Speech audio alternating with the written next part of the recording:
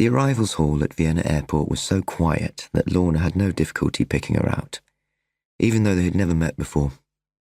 She had short brown hair and a boyish figure and brown eyes that lit up when Lorna peeped out from behind her gigantic instrument case and said, "Suzanne, right?"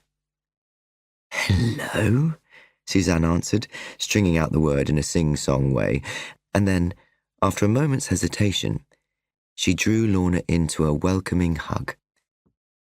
"We're still allowed to do this, aren't we?" "Of course we are." "I'm so excited you're here at last." "Me too," said Lorna, automatically, but it was true. "Good flight?" "Fine, not too busy. I've brought my car." She looked with sudden apprehension at the gleaming black flight case that contained Lorna's double bass and said, "I hope it's big enough." Outside it felt almost cold enough to snow, and the street lights cast sparse coronas of amber across the night air. As they walked to the car park, Suzanne asked more questions about the flight. Did they check your temperature at the airport? Asked Lorna if she was hungry. She wasn't, and explained some things about the arrangements for the next few days.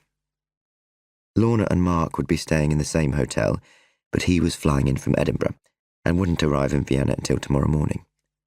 Their gig would start around 9 in the evening, and the next day they would take the train to Munich. "I can't come with you to the concerts in Germany," she said, "much as I would like to. The label just doesn't have the budget to pay for my travel. We're doing everything on a shoestring, which is why you're being picked up in this and not a stretch limo." She was talking about her own car, a 10-year-old Volvo estate covered with scratches and dents, which did not inspire Lorna with confidence. Nevertheless, it certainly seemed big enough for the job in hand. "This should be fine," Lorna said. But when she took a closer look inside the car, she saw an unexpected problem. There was a baby seat in the back, surrounded by all the detritus of someone from whom childcare was the #1 priority. Wet wipes, food wrappers, plastic toys, soothers. But more worryingly, every remaining square inch seemed to be filled with rolls of toilet paper, plastic wrapped in packs of 9. She reckoned there was about 20 packs in there. "Sorry about these," said Suzanne. Let's see what we can do." They began by trying to get the bass into the car through the boot lid, but it immediately encountered a solid wall of toilet rolls.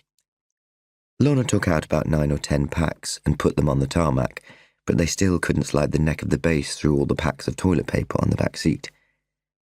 So then they took the top layer of rolls off the seat and stacked them by the side of the car, and between them managed to maneuver the bass deep inside, past the baby seat, so that its head was almost touching the windscreen and the boot lid would just about close.